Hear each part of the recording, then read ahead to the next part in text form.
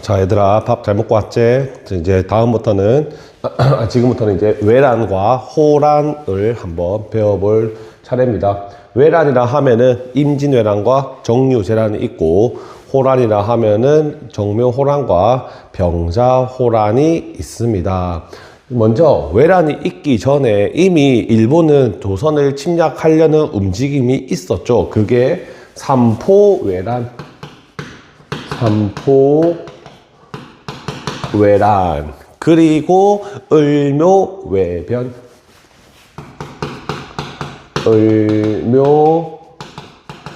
을묘외변을 통해 이미 일본의 이 해적들 그리고 외적들이 우리 한반도에 조선의 세 개의 항구를 공격하거나 아니면 조선으로 들어와서 약탈하는 일이 잦았습니다. 하지만 조선은 이를 마땅히 대응하지 못하였고, 이러한 상황을 해결하기 위해서 뭘 설치하냐? 비변사를 설치한다. 비변사가 뭐냐 하면은 우리가 전 시간에 했던 거 육조와 의정부 체제가 있을 거야. 육조와 의정부에서 무언가 의논을 하고 다시 결론을 내리기에는 시간이 너무나 오래 걸리기 때문에 비변사라고 해서 하나의 통합되고 일체된 정치 시스템을 만들게 됩니다. 임시기구였으나 이 을묘외변을 통해 상설기구로 변화하였다. 그리고 이 비변사는 훗날 조선 후기의 정치를 지배하는 기구로 변질되었습니다.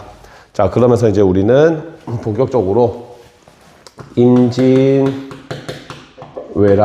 살펴봅시다. 임진왜란은 아무래도 시험에 모의고사나 이런 데 자주 나오는 문제이고, 임진왜란 하면 가장 먼저 떠오르는 게 이순신 있지.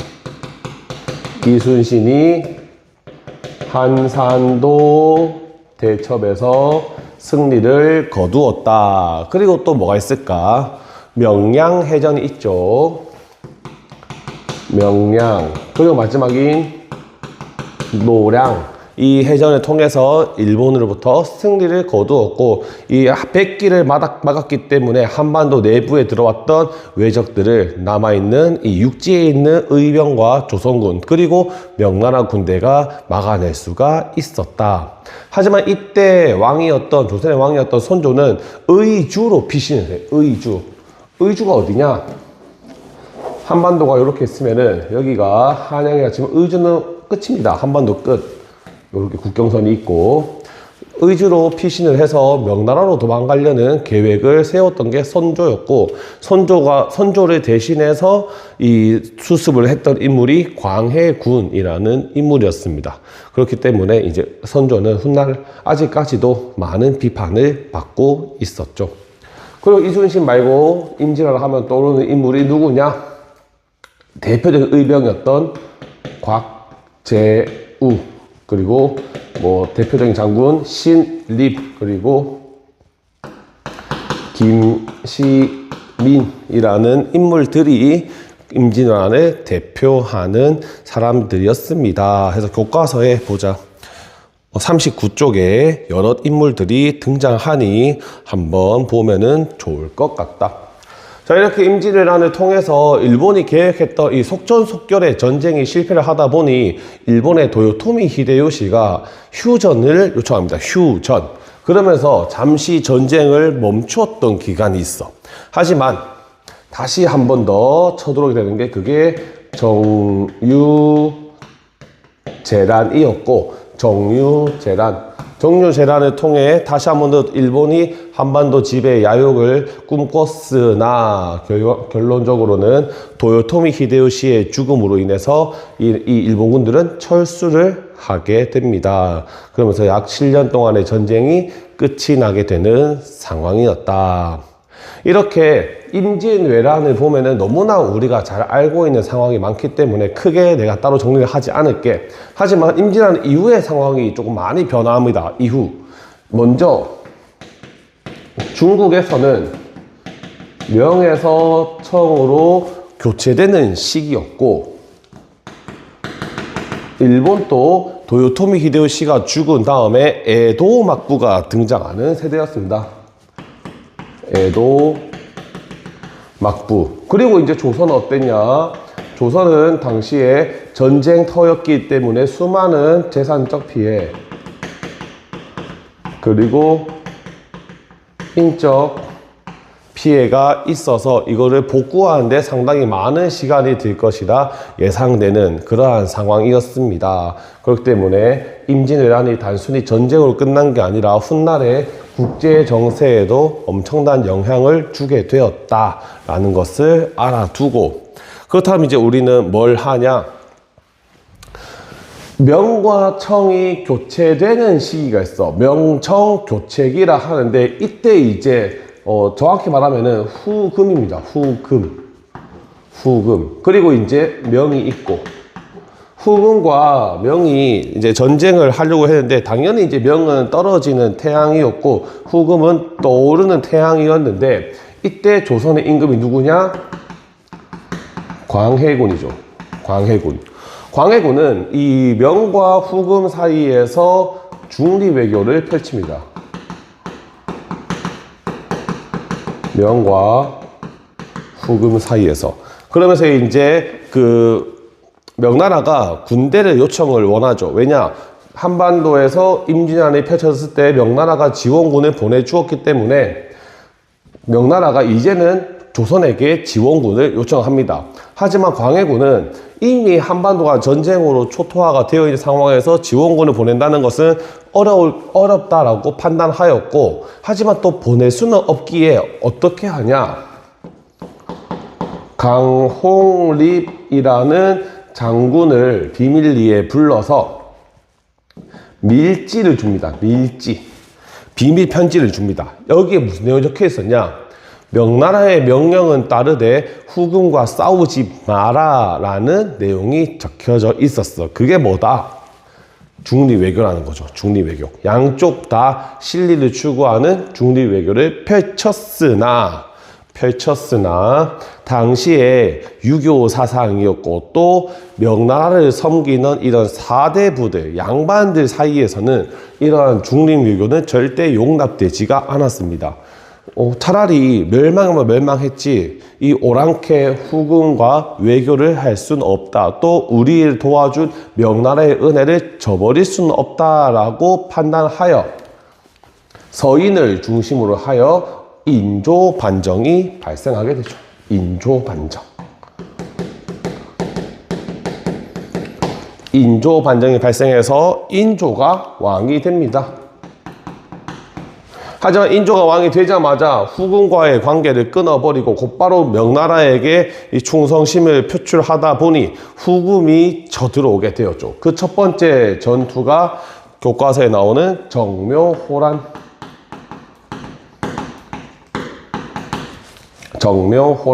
이때는 후금이 쳐들어옵니다. 후금이 쳐들어왔고, 후금은 이 조선과의 화의를 통해서 철수를 하게 된다. 하지만 이제 시간이 지난 다음에 후금이 나라 이름을 바꿉니다. 청으로 바꾸다 보니까 이제는 다시 한 번 더 병사호란이 펼쳐지죠. 자, 그래서 인조는 이때 남한산성으로 피신을 갔지만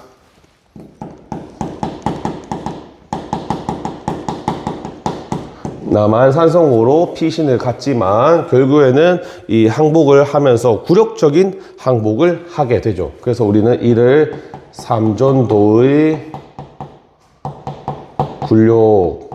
굴욕이라고 부르기도 하였다. 삼전도의 굴욕.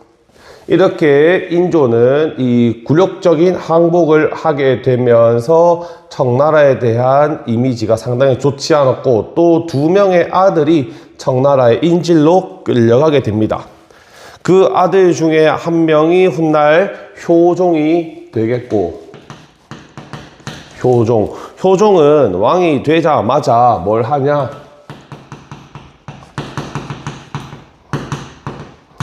북벌론을 주장하였다. 본인이 청나라 인질 생활을 하면서 느꼈던 게 청나라가 그렇게 강력하진 않다, 약점이 있다라고 판단하였고, 본인이 왕이 되자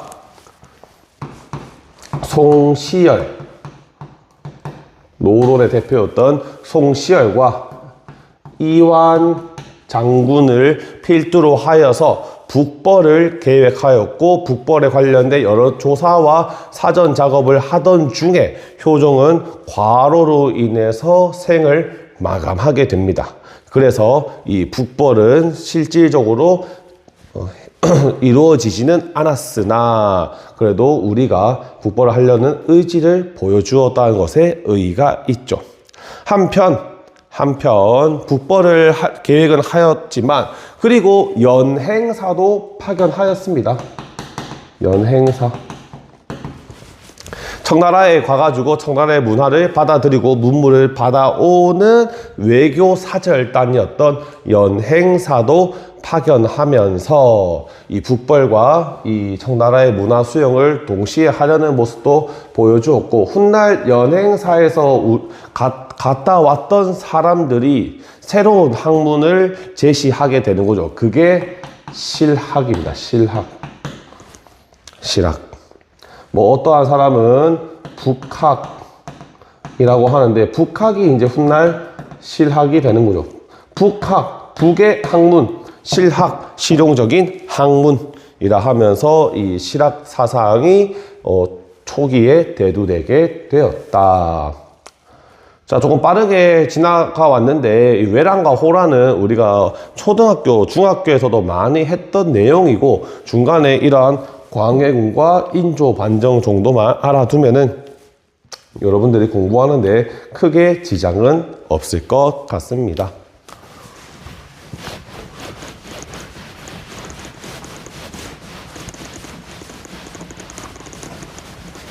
자, 이제 다음에는 뭘 하냐 하면은 이 붕당 세력에 대해서 살펴볼 건데, 좀 전 시간에 이제 뭐 동인이니 서인이니 남인이니 북인이니 했던 거 있죠.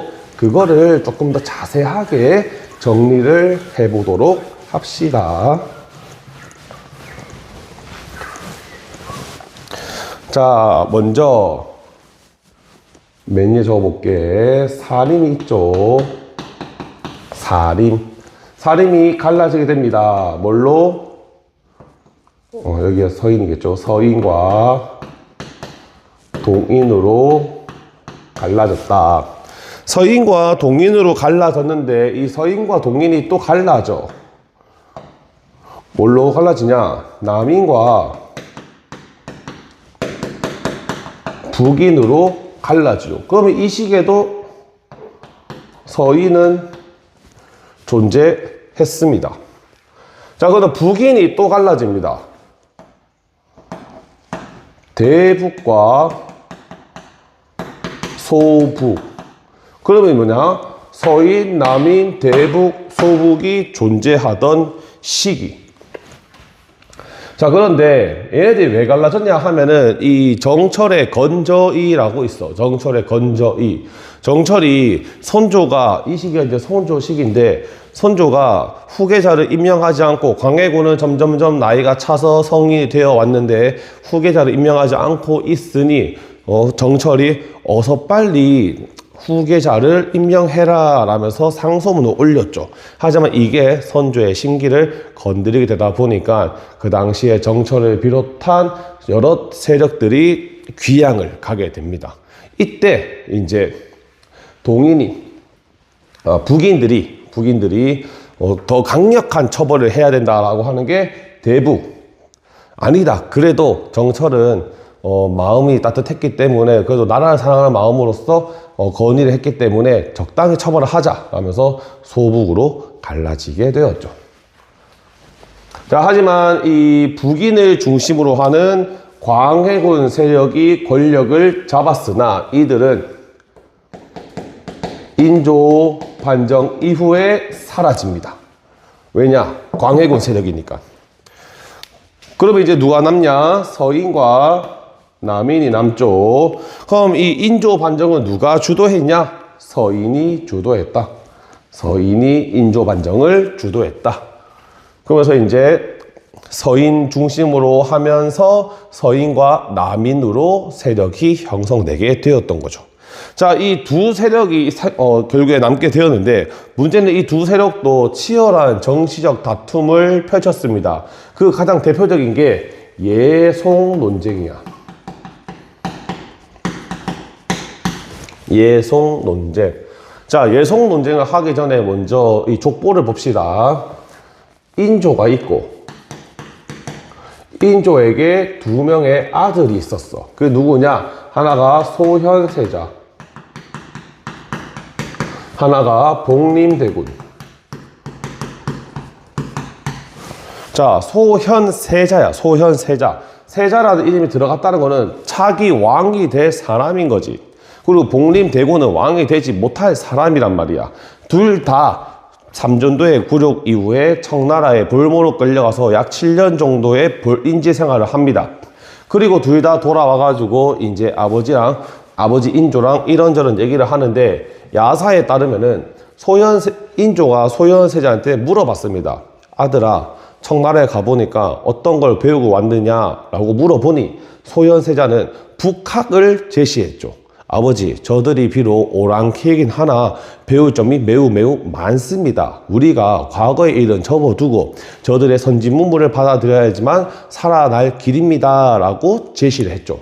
인조가 썩 좋아하지 않았다고 합니다. 반면에 복림대군은 아버지, 저들이 비록 강대국이긴 하나 약점이 매우 많습니다. 우리가 잘 공략만 하면은 저들을 충분히 이길 수가 있다라고 주장했죠. 다른 말로 북벌을 주장했습니다. 이 대화가 있고 난 몇 개월, 3개월 정도 뒤에 소현세자는 알 수 없는 이유로 사망을 하게 되죠. 그럼 이제 소현세자가 죽었으면은 소현세자 아들이 세손이 있어요. 세손으로 왕자리가 가야 되는 게 당연하나 일로 가지 않고 갑자기 복림대군으로 방향을 틀어서 복림대군이 왕이 됩니다. 이 인물이 나중에 효종이 되는 거죠. 효종. 자, 그리고 효종 밑에 이제 누구냐? 현종이 나타나는데, 자, 예송 논쟁은 총 두 차례 등장합니다. 1차와 2차. 자, 효종이 죽었어. 그러면 이 현종인데, 지금 가장 큰 포커스는 현종이 아니라 인조의 대비야. 인조의 부인. 인조의 부인이, 즉 현종의 할머니가 상복을 몇 년 입을 것인가에 대한 논쟁입니다. 현종이 입는 게 아니라 현종의 할머니입니다. 할머니. 왜 그러냐 하면은 먼저 서인과 남인이 있는데, 서인은 1년을 주장했습니다. 1년. 왜? 왕이기는 하나, 효종이 왕이기는 하나, 뭐다? 둘째 아들이다. 둘째 아들. 그러니까 이 대비로 따지면은 둘째 아들이기 때문에 둘째 아들은 1년을 입는다라고 주장했고, 남인은 둘째 아들이긴 하나 3년, 왕이니까 3년을 입어야 된다라고 주장했습니다. 어떤 게 채택됐을까? 서인이 주장하는 1년설이 채택돼. 1년설.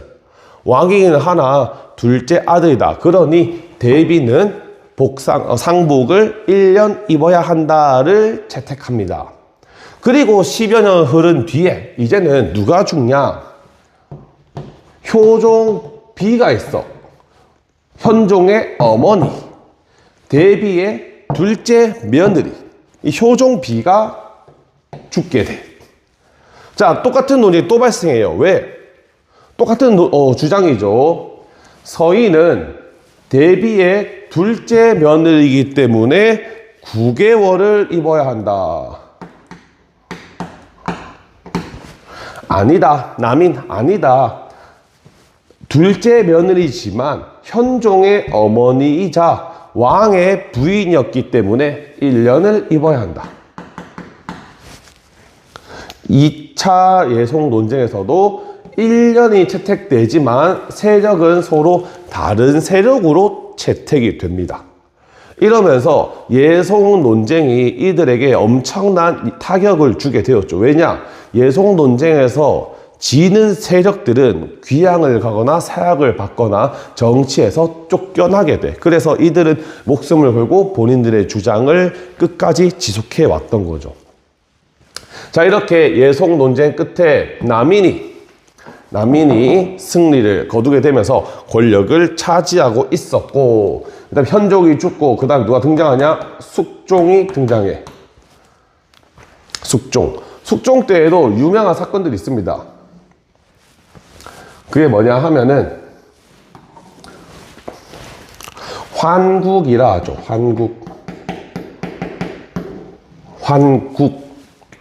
환국이랑 정치적 집권 세력이 갑작스럽게 변화하는 형태를 환국이라 합니다. 환국은 총 1차, 2차, 3차 환국으로 진행이 되는데, 한번 볼게. 정치 세력이 갑작스럽게 바뀌는 것을 환국이라 합니다. 환국. 자, 먼저 현재 집권하고 있는 세력은 어디지? 그렇죠. 남인이죠. 남인. 그럼 남인이면은 이제 바뀌었으니까 남인에서 어디로 간다? 서인으로 간다. 서인. 왜 가게 되었냐? 숙종 시기에 어느 날 이 숙종이 산책을 하다가, 여러분 지금 오늘 날씨처럼 비가 갑자기 많이 오게 되는 거야. 막 비가 많이 오다 보니까 숙종이 한 가지 떠오르게 되죠. 아, 맞다. 오늘 저 남인의 우두머리였던 이 허목이라는 인물, 이 생일 아니냐? 오늘 생일인데 이렇게 비가 많이 와서 될까? 우리 창고에 있는 내 거 그 큰 천막이 있으니까 그거 좀 빌려줘라 라고 명령을 내립니다. 그러니 승정원 4시가 뭐라 하냐? 이미 가져갔습니다. 라고 대답하죠. 그러니 이제 숙종 입장에서 상당히 어이가 없죠. 아무리 내가 마음껏 편히 쓰라고 하더라도 나한테 말은 하고 써야지. 그것도 아니고 그냥 마음대로 가져가 썼기 때문에 숙종이 크게 분노를 하게 되었고, 그때 참여했던 난민들을 전부 다 잡아와라 하면서 의군부에서 여러 조사를 하게 되었고, 결국에는 대거 난민들이 쫓겨나는 상황이 되었죠. 남이 쫓겨나게 되니까 자연스럽게 서인이 정치 권력의 핵심으로 남게 되었다. 1차 환국이다. 자, 1차 환국에서 이제 남인들이 대거 쫓겨나게 되었는데, 이렇게 또 가만히 지켜볼 남인이 아니죠. 그래서 2차 환국이 발생하는데, 그럼 2차 환국은 서인에서 다시 남인으로 돌아오게 되겠죠. 돌아오게 되는 가장 결정적인 계기는 뭐냐 하면은, 여러분들이 혹시 알고 있는 친구들이 있어. 희빈 장씨, 뭐 진짜 이름으로는 장옥정, 장희빈이죠.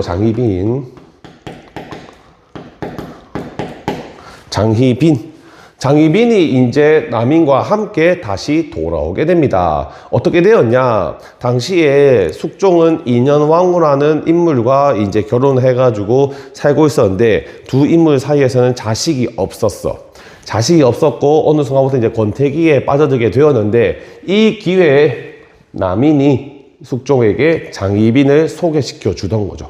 그래서 숙종이 장희빈과의 이제 여러 만남을 통해서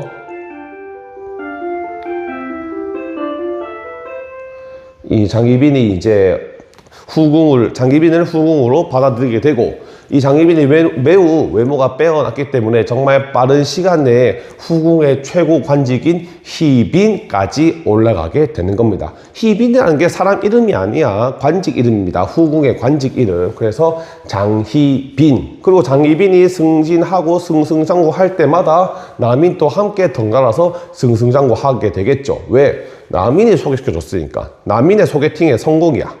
그러면서 남인이 올라오게 되니까 그 서인들은 한 번 더 쫓겨나게 되는 겁니다. 그래서 2차 황국은 서인에서 남인으로 변화하게 되었다. 그 중심에는 장희빈이 있었다. 자, 3차는 다시 남인에서 서인으로 가는 거겠죠. 자, 남인에서 서인으로 가는 거고, 이때는 또 누구냐? 인현왕후. 장희빈이랑 숙종이랑 정말 이 불같은 사랑을 하게 됩니다. 불같은 사랑을 하게 되다 보니까 이게 너무 빨리 타버린 거야. 그리고 이제 장희빈에 대한 이 어느 순간 콩깍지가 벗겨지다 보니까 장희빈의 점점 단점과 그런 이 뭐 극단적인 성격, 또 괴팍한 성격이 하나둘씩 보이기 시작한 거죠. 그리고 이제 어느 순간부터 과거에 내 부인이었던 인현왕후를 다시 한 번 더 생각하게 돼. 자, 그러다 보니까 이 장기빈 또 이런 숙종의 마음을 깨달았는지 어느 순간 인현왕후를 저주하는 이 무당으로서 굿을 하게 된다든지 아니면 그 지푸라기로 저주 인형을 만들어서 인현왕후를 저주하는 이러한 행태를 하게 되었고, 결국에는 이런 행태가 발각이 되어서 장희빈은 쫓겨나게 됩니다.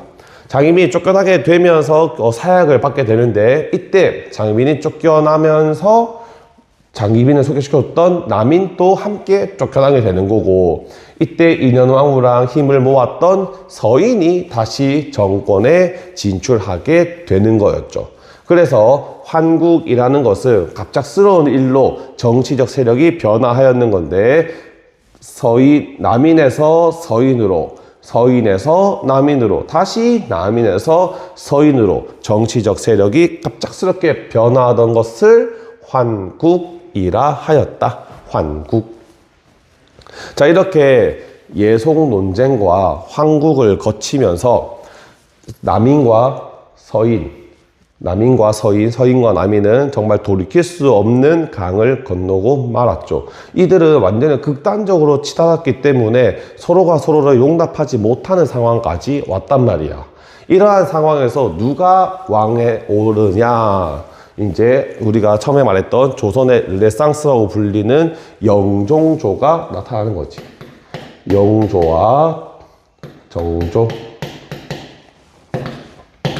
영조랑 정조는 이러한 남인과 서인의 갈등을 잘 봉합하고자 탕평책을 실시하였다. 특히 영조 같은 경우는 성균관에 탕평비를 만들죠.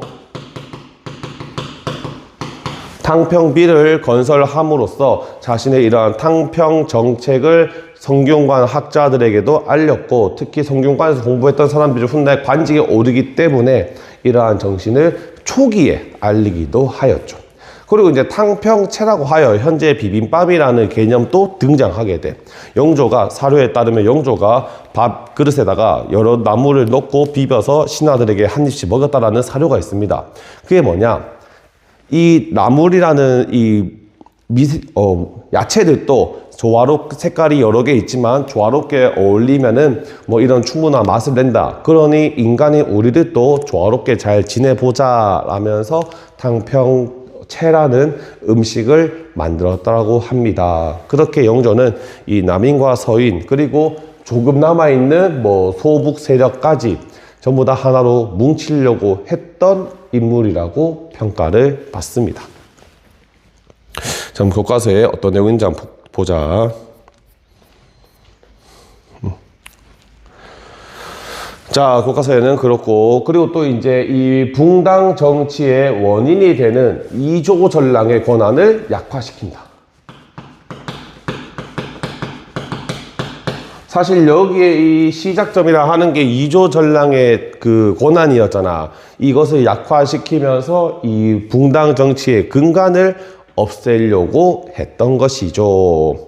그리고 또 영조는 경제적으로도 여러 정책을 실시하는데 그 중에 하나가 균역법입니다. 균역법.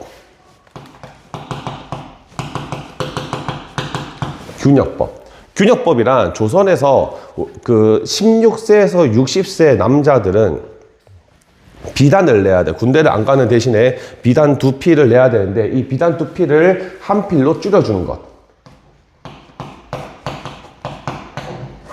비단 2필을 한 필로 줄여주는 것을 균역법이라 합니다.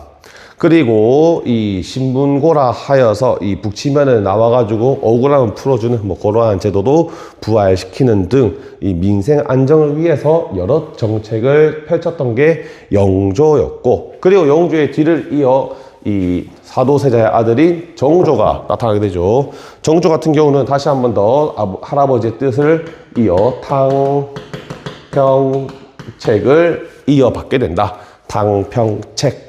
그리고 정조 같은 경우는 자신의 세력을 뒷받침하기 위해서 규장각을 설치한다. 규장각 설치. 그리고 젊은 문신들을 뽑아서 본인이 사전에 교육시키는 초계 문신제. 초계 문신제도 실시하면서 본인의 정치적인 세력 기반을 다졌고, 그리고 정조는 그 왕이 되던 시절부터 암살 위협을 많이 받았기 때문에 본인의 호위무사인 장용령을 설치한다. 친위 부대입니다. 친위 부대. 영조의 친위 부대였던 군사적 기반인 장용령을 설치하였고, 그리고 가장 중요한 수원 화성을 건설하였다. 수원 화성. 이거는 모르는 사람이 없죠. 정약용이랑 함께 거중기를 이용해서 수원 화성을 만들었다. 그리고 경제적 활동으로는 통공정책.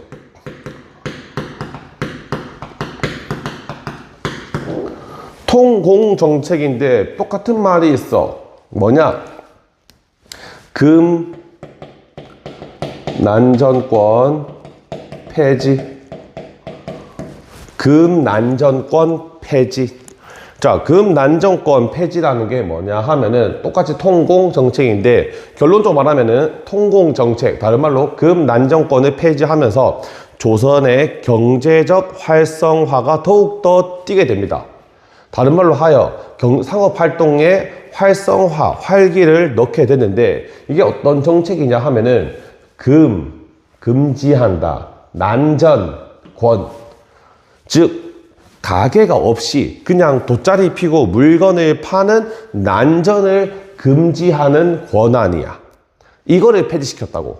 원래 초기에는 조선 상인들은 물건을 팔기 위해서 관야에 신고를 해야 되고, 그 다음에 이러한 신고를 바탕으로 물건을 팔고 판 금액의 일부를 세금으로 내야 됐기 때문에 여러 복잡한 절차가 있었고 국가에 세금을 납부하는 의무가 있었어. 하지만 앞에 돗자리를 펴놓고 물건을 파는 사람은 가게를 임대받을 필요도 없고, 더 나아가서 세금을 안 내기 때문에 가게에서 파는 사람들보다 더욱더 싼 가격에 물건을 팔 수가 있게 되었죠. 그러다 보니 이러한 시전 상인을 보호하기 위해서 시전 상인들에게 금난정권을 부여해 준 거야. 다른 말로 하면은 돗자리 펴놓고 물건을 파는 사람들을 쫓아낼 수 있는 권한을 주게 된 거죠. 하지만 이러한 권한이 점점점 변질하게 되더니 시전 상인들이 이 금난정권으로 시장을 독점하는 상황이 발생을 해버립니다. 그러다 보니 정조 시기에는 시전 상인들의 권한을 약화시키고 자유로운 상업 활동을 위해서 통공정책을 실시하게 된 거죠. 통공정책. 자, 통공정책 같은 경우는 수업 시간에 다시 한 번 더 자세하게 설명을 할 테니까 기본 개념만 알아두면 될 것 같고, 그리고 서얼 출신들도 또는 중인들도 이 규장각 검서관으로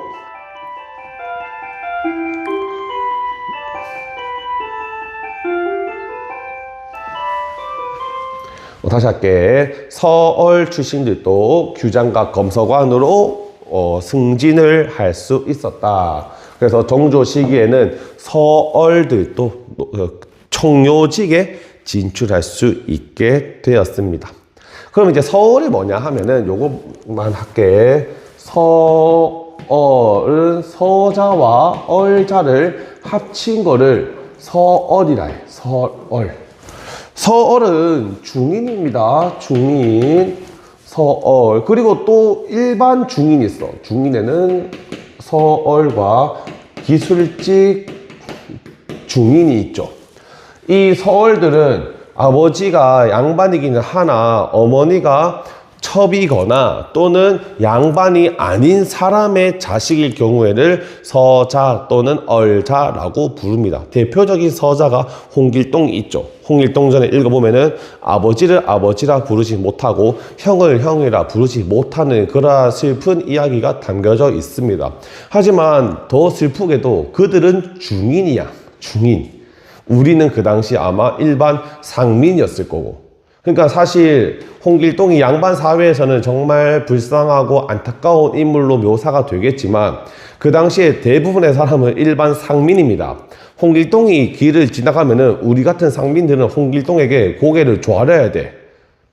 우리가 더 높은 신분이기 때문에.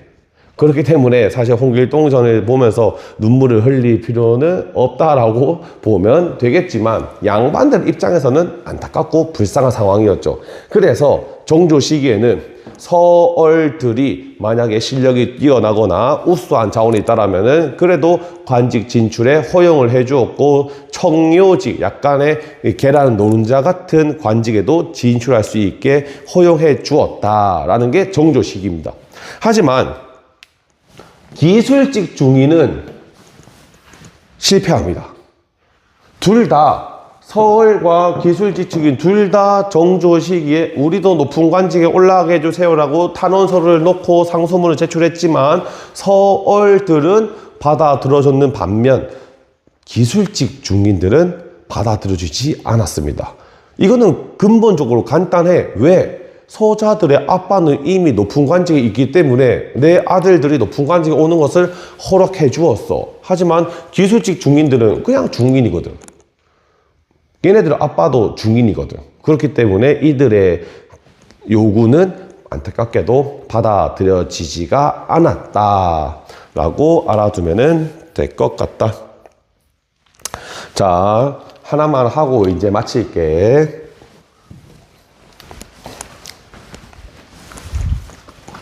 여기를 지우겠습니다.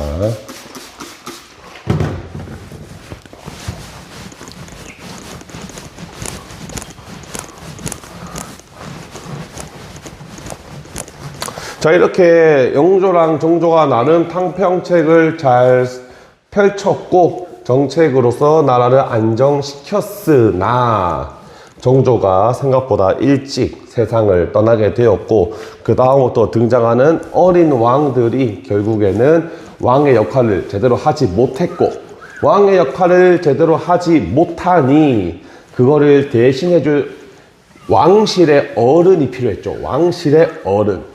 하지만 왕실의 어른을 하면은 아버지 쪽은 이미 다 죽었어. 아버지 쪽. 왜냐? 왕이 되려면 기본적으로 아버지가 죽어야 왕이 되니까. 할아버지 당연히 죽었죠. 할아버지가 죽어야 내 아빠가 왕이 됐으니까. 뭐 삼촌들은 사실 잘 도와주지 않습니다. 왜? 이미 왕권에서 많이 쫓겨났기 때문에 삼촌들은 사실 내 편이 되지 않아. 오히려 내 자리를 빼앗으려고만 하지 왕을 도와주려고 하지 않습니다. 대표적으로 여러분 최근에 나와 있던 왕과 사는 남자에서 수양대군을 생각하면 되겠죠. 그럼 누가 어린 왕들을 도와줘야 되냐? 어머니 쪽, 외가 쪽.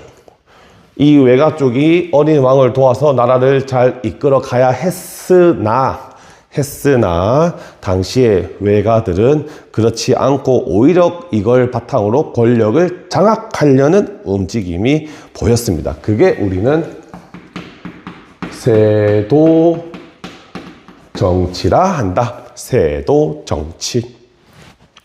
자, 이 세도 가문들은 대표적으로 안동 김씨랑 풍양 조씨가 있습니다. 안동 김씨랑 풍양 조씨가 있고 이들은 아까 배웠던 비변사랑 그리고 임진왜란 이후에 등장한 훈련 도감을 장악하죠. 이 비변사랑 훈련도감을 장악함으로써 권력을 독점하였고 그 결과 이들은 권력 독점으로 인해 매관매직을 성행하게 되었다. 매관매직, 다른 말로 관직을 사고 판다라고 하는 거죠. 자, 관직을 사고 파니 어떤 일이 발생하냐? 삼정의 문란이 발생하죠. 삼정의 문란. 삼정의 문란은 전정, 군정, 환곡이라 불립니다. 전정, 군정, 환곡. 왜 이런 게 발생하냐? 예를 들어 볼게. 내가 도계 면장 자리를 한 1,000만 원 주고 샀어. 그리고 내가 도계 면장, 그때 말로 하면 수령, 지방관이죠.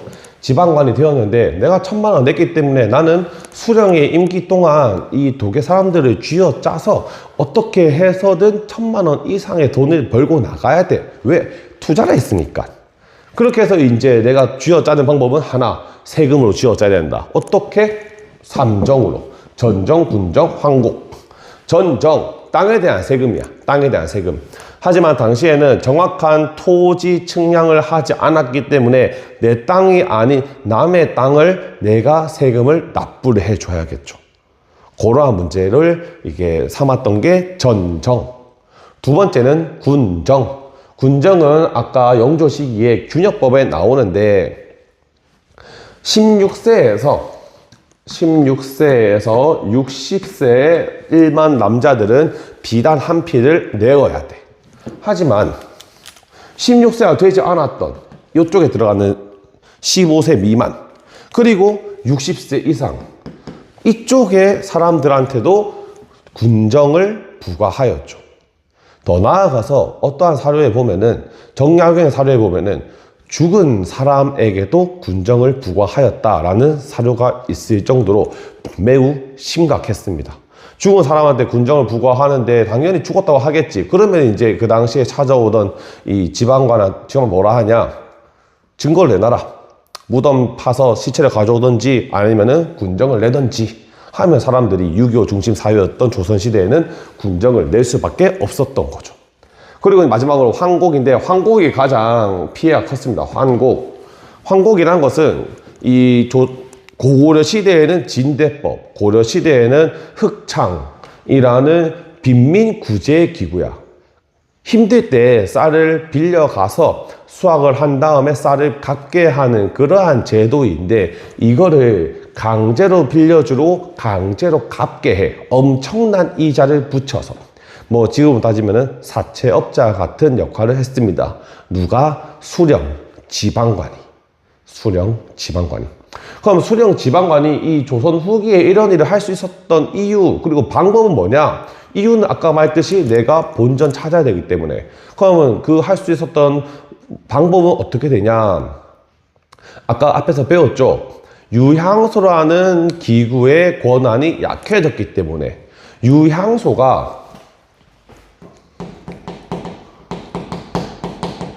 지방관을 관리하고 감시하면서 이러한 세금을 잘 거두는지 안 거두는지를 잘 확인을 해야 되고 하는 역할인데 유향소가 본인들끼리 싸우는 향전에 빠졌죠. 향전, 구향과 신향 간의 대립 여기에 신경을 쓰다 보니까 삼정의 문란을 딱히 신경 쓰지 않았습니다.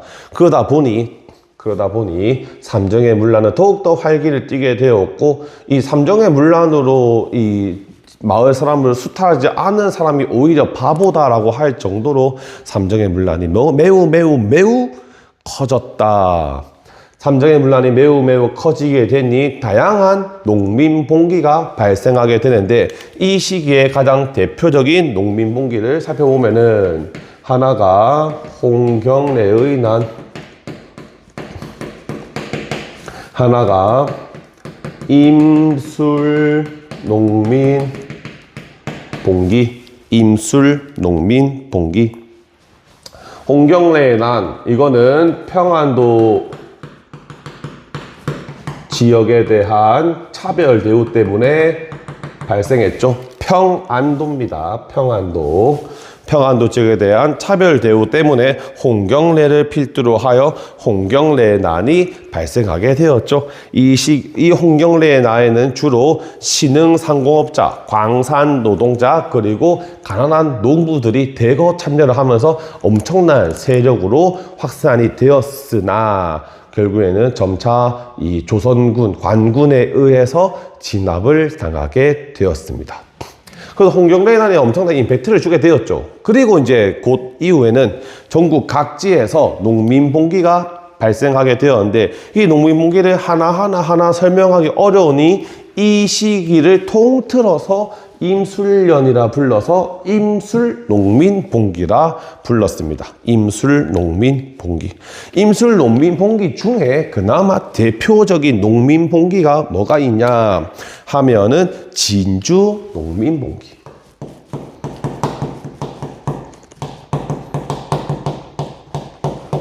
진주농민봉기. 그래서 진주농민봉기에는 몰랑 양반이었던 유계춘을 중심으로 일어나게 되었다.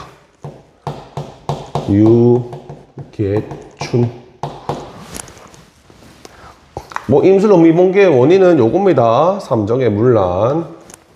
자, 그러다 보니까 이 임술농민봉기를 막고 또 재발을 방지하기 위해서 박규수라는 인물이 뭘 건의하냐? 삼정이 정청을 설치하자.